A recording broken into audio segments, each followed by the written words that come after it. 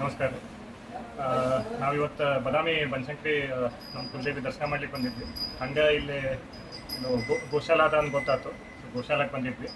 So ಭಾರಿ ಒಳ್ಳೇದು. Almost 13 ತಳಿಗಳವ. So well maintain. ಆಮೇಲೆ ಏನು ನಮಸ್ಕಾರ. ನಾವೆಲ್ಲ ಗುಲ್ಬರ್ಗ ಹತ್ರ ಬಂದಿದ್ವಿ.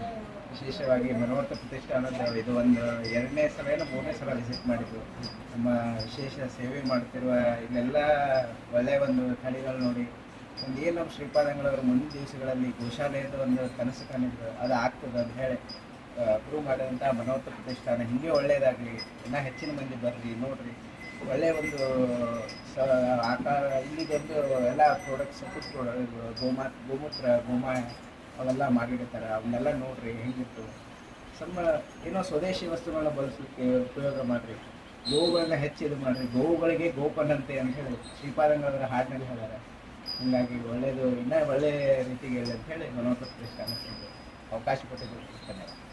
ಆಲ್ಮೋಸ್ಟ್ ಏನು ತಿಂಗಳ 2-2.5 ಲಕ್ಷ ಇವ್ರಿಗೆ ಖರ್ಚು ಬರ್ತದೆ ನೋಡ್ಕೊಳ್ಳಿಕ್ಕೆ. ಇದನ್ನು ಆಲ್ಮೋಸ್ಟ್ ಎಷ್ಟು ಆಗ್ತದೆ ಅಷ್ಟು ಎಲ್ಲರೂ ಕಾಂಟ್ರಿಬ್ಯೂಟ್ ಮಾಡಿರಿ.